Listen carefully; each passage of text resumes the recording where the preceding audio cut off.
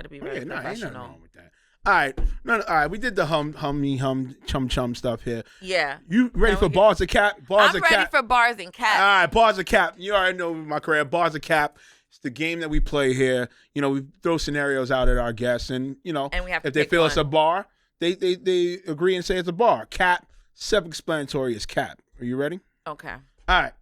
Every actress secretly rewrites at least one line in her head before delivering it. Bars of cap. Bars. I was speaking on no bars. So I feel like if there might, like, when it comes to, you're not supposed to change the script like when you get it, like that's the standard, but if you feel like there's a more comfortable way of saying something that makes more sense to you, you know, just do it and see how it goes. Don't be scared, because the worst they're gonna do is tell you, oh, Kathy, that wasn't the line, you gotta say it again, you know, because there's a script analyzer on set. Yeah, that supervisor. A script supervisor. Yeah, right. And they literally are like paying attention to each word that's being said, and if you're saying what's on the script. So sometimes the director might be like, you know what, keep it. That was fine, no problem. So it's always good to take a little bit of a risk in those situations. All right, that's what's up. All right. If I don't feel slightly scared of a role, I shouldn't probably take it. Bars of cap. Ooh. If I don't feel slightly scared of a role. Slightly scared. Like you know, if you don't have a fear built in of a role. You know what I'm saying? I probably shouldn't take it. Bars of cap. Cap. All right, about cap. Yeah. I feel like if a role doesn't scare you, what would scare you about the role? Well, all right. So, all right. I'll try to for my team. Your I know. Your team. We be the mind game up in here. We be cooking. We be cooking in pre-production. So I think what they're meaning in that is, at times, it's happened to me. I believe it's happened to me a couple of times, but I didn't not be afraid of role and not take it. I still did it. You know what I'm saying? I think when we get the script, sometimes we get the script, or or you may be one that they tell you about a possible idea for a role, right? So then you read it, you read the synopsis, you see about it, and then maybe it may not be intertwined with what you feel to do or believe to do. You know okay, no, bars, yeah, okay. Because there are times where, like, a script, if the character and what it requires of you is too much, and it could be too overwhelming for whatever you're dealing with in your life at the moment, right. Then yeah, don't take the role. I had to do that. Really? Yeah, I had to do that a few times, because I mean, there was a time where I was getting auditions like almost every day. And this can happen with auditions. I mean, you shouldn't say no to auditions. You should never say no to auditions. But if you're mentally not able to, like, be able to produce a good audition, then don't do it. Just decline the audition. It's okay. Like, it's better to decline and say that you can't do it instead of saying that you can do it and then you don't deliver. Right. So. Right. Okay. Yeah. All right. I've definitely outacted someone in a scene and acted humble about it. Bars or cap? Bars. Okay. Bars. Every fucking movie I ever did, I am the star. Okay, I say it right here. I'm the star in every movie I did, even if I wasn't the fucking lead. Okay, I love my craft, and I have perfected it to a T. I can always learn more, but I'm so good that whenever I come to set, I feel like I over deliver, and I'm like the best actor on set. And I'm not what is it? I'm not being cocky or conceited, but right. I really do love my acting skills. I think I'm a good actress. I'm not gonna lie. So let me see. All right. So there was a web series I was on, right? Yeah, tell me about your experience. All right, so it's a web series. Because the web series be the ones. Those be the ones that you be on set like, damn, I thought this was going to be a good project with other actors. No. There was a web series I was on, right?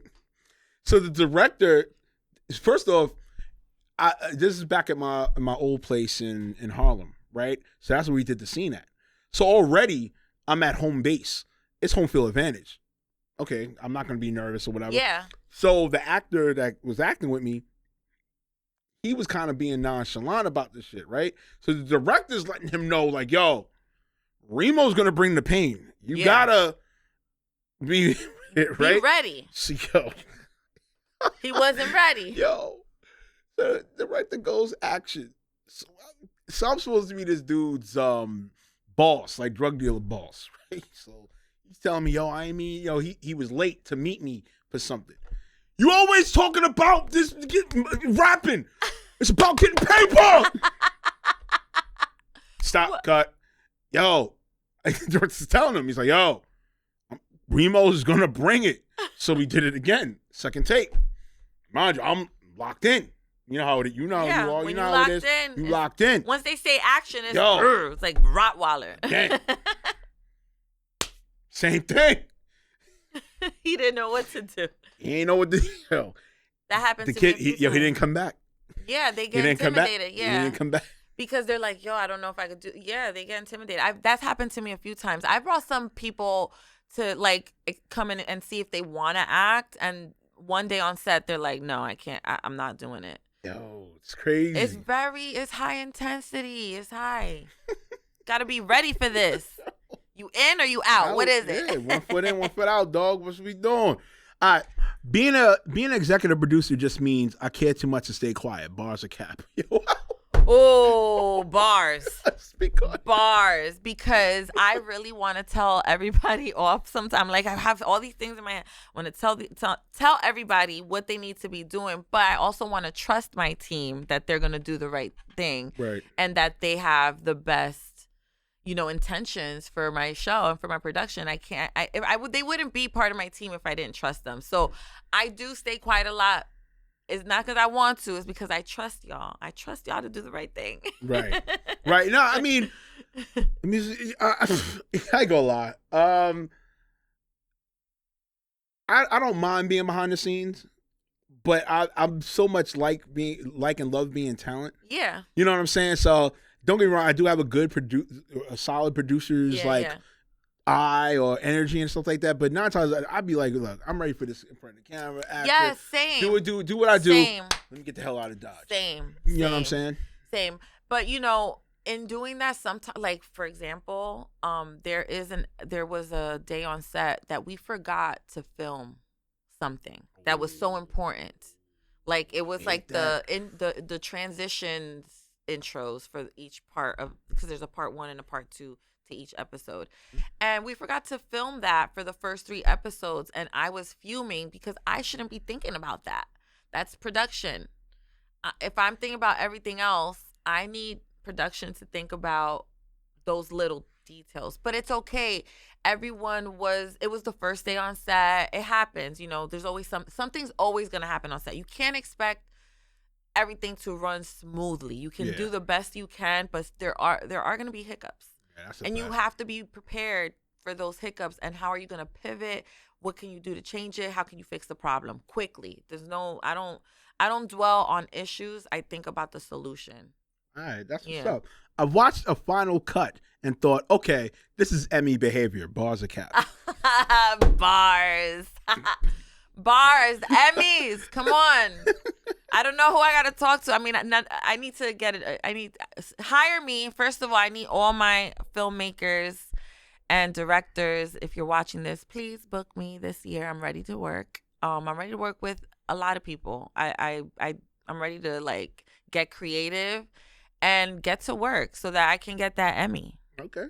All right, that's what's up. I hear it. And we want Remo in these movies as well with me. Oh yes, hey, listen. So hire us. Listen. Hire us. Listen, we can do it. Hey, listen, I can play the jerk husband. You know what I'm saying? Yes, you can play a lot of things. I can play a lot of things. Or I could be the detective, arrest her. You know what I'm saying? I'm good for a good arrest. A lot of my movies, I always get arrested. I'm always. First of all, yes, I want to talk about that because I get stereotyped a lot in films. I'm always the drug dealer queen. I'm either a credit card scammer or I've just been in jail for murdering someone or something. I'm like the jailbird queen. I need to tap into my mother roles. Yeah, let her be the soccer mom. I want to be the soccer mom. I know the red hair is a bit much, but why can't I be a soccer mom from the hood? Word. From Weehawken. From Weehawken. All right? Weehawken, all That's right? another, okay, so I'm from Weehawken, but everyone thinks I'm from the Bronx. I don't know why. I ain't gonna hold you. Do you get that? I ain't gonna hold you. I'm gonna keep it a buck. You do give. You give four. You give. I ain't gonna lie. I get Fordham Road. No. You get Fordham Road in Grand Concourse. I'm not even gonna lie to you, my beloved. Damn. I'm not even gonna lie. My bad. Yeah, I don't even give East Harlem nothing. No. You don't get barrier. No, you don't get barrier. You definitely give Fordham Road. Be scared and of me Grand then. Concourse. Be scared of me. And and maybe I ain't gonna low key. I ain't gonna lie, Dykeman, son. No offense. Yeah, but I don't got the big booty. No, that's not the point. That's the point. You give me that range. But I'm from Weehawken. She's from Weehawken. That's right. She's from Weehawken, y'all. But I always say I'm a Jersey girl living a New York City lifestyle. Hey, it's all good, son. Rock it. Ain't nothing wrong with it. All right, man. Let's go with your baby. Tales of a Latina isn't just a podcast. It's therapy with microphones. Bars of cap, yo. Bars. Pre-production. We be wilding. Bars. Okay, yes. It is a therapy session. I feel like all my guests, when they come on, they leave feeling really like happy. They feel like, oh my God, I finally was able to tell my story without any like judgment. Because I don't, and I don't ask questions that they don't want me to ask. I kind of let them, they talk, they open up on my show. And I don't even have to ask the tough questions because they'll answer it. And that's what I love. Like they just have a safe space to open up. So it is a therapy session, 100%. And it's fun too. We have some games. I do the Cheeseman in 60 where I ask them, like it's a rapid fire kind of situation. They have to answer really fast. Like, they're given a choice as well. So kind of like Bars of Cap. All like, right, hey, that's a little different. Good, son. Yeah. So, all right. The real magic happens when the guest forgets the cameras are there. Bars of Cap. Bars. Okay. Yes. Speak on that. Bars. I love. So, well, a lot of my guests are social media influencers and creators, and they have a platform of their own. So they love the camera. So they don't forget the camera's there, but they just I don't know what it is. They use my platform to say what they really want to say. And I can't wait for my episode with Signature because shout out to Sig. Shout out to Sig. Can you pull up the cuts? Like Sig, Lord, yo. Yes, she'll pull up. She gonna pull up. All right, I'm gonna hit you in the DM, son. Yes. Pull up the cuts, beloved. She was my favorite interview, honestly. She opened up a lot. She's been through a lot in the industry. This business is not easy, even she's super talented. Oh yeah, definitely. And it's just, so you gotta watch it. Yes. Gotta watch it, but she opens up, yeah. All right. Latina creativity hits different because it's rooted in survival and celebration. Bars of Cap. Bars, yeah. Because we're just trying to survive, but we're going to party. We're going to party about it. We might be struggling, but we're going to still have a good time on set, at home. Like, we enjoy, Latinos, we enjoy the struggle, I think, a little bit. Not that we, enjoy struggling, but, the journey of it all, we're not going to cry about it. Right. And the resiliency of it. It's resilience. Yeah, we're very powerful people. I mean, just like my African Americans, we're very powerful people. Like we move in numbers. We know. I mean, when any one of our cultures does something, it's up. It's up. The sales go up. Oh, yeah. The views go up. Yeah, it's up, son. All right, there's at least one episode that left me emotionally drained in the best way. Bars of Cap. On Tales of a Latina? Yeah, Tales of a Latina. Emotionally drained? No, not me. I don't think my show does that to anybody because we have a really good time. I don't want to emotionally drain myself or anybody. I mean, production is draining, and it can be exhausting, but I wouldn't say emotionally. Okay. Yeah, emotionally it's not draining. I think emotionally it's like a relief. Okay. All right. Yeah. No, that's cool. That's what's up. Here we go. My creativity is chaotic, but it always lands. Bars. Yeah, speak on that, sir. Bars. Yeah, I might not always make sense when I'm going through my creative process and, writing my run of show and how everything's going to look or formulate, but it comes together, especially in the beginning. Now I kind of have a rhythm and a system in place, but in the very beginning, it was very chaotic and I didn't know what we were doing. And I was just like, all right, we're going to get a location. We're going to get a camera crew. And it was just me and my camera crew. Right. I had no assistant. Then I had to get a makeup artist. I didn't even think about that. It was so many little things that were a part of the journey that, just Made it happen. We Nah, just that's made it what's up. happen. I get it. Hey, no, I mean, listen, listen, if you're a creative, that's just what it is. You And then never you can stop say working. what it is. That's just what it is. That's Yeah. the enigma of And the journey. That's the enigma of the person. That's the enigma of the figure itself that is in this creative space. Yeah, and you know what? It's not just creating the content. Now you got to figure out how you're gonna post the content. What are the clips that you're gonna like? It's so many things. So if you want to do this, just be prepared to be working around the clock. Oh yeah. Like even when you're out having a drink, that's an opportunity for you never know, you might meet a potential like investor that might want to invest in your show, or because they're like, I see this has a bigger you never know where it can. So my brain is literally always working. Right. I'm always thinking about new ways to elevate not just Tales of a Latina, but even the people around me. I have so many friends that are doing a lot of great things, and I always want to support. I have someone who has a nonprofit organization called Care3Ts. I'm always looking for ways to support her nonprofit. Caters to kids in the arts, dancers, artists, actors. She has a space for them to come and perform. And they do this yearly performance. It's a anniversary like performance every year. They're going on their 36th year this year. Ooh, that's so she's been around. Violeta, shout out to Violeta Galagarza and Care3Ts. They've been around for 36 years. Ooh, that's what's up, helping son. The community. All right, that's what's up, son. All right, let's see. I manifested roles before they even existed. Bars of Cap. All right, we already know the answer to that. I mean, I've manifested everything that I wanted to do, like with my acting career. Like when I first started, manifesting is a big part of like, I mean, believing God first always, right? Yeah, but definitely. manifesting and actually putting in the work, like you can say, I want to be a successful working actress on a TV series. I want to have a recurring role on a major television series, right? You can say that, but what are you going to do to make that happen? Right.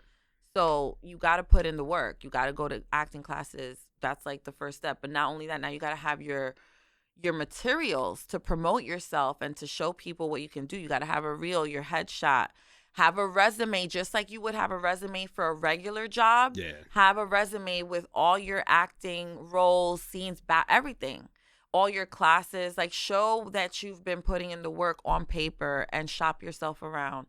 Go on IMDb. I had friends that taught me this. You go on IMDb and look for other actors that are like in the same kind of category as you and see who their casting directors are. Who are they working with? And send out your resume and your headshot and your reel and promote yourself.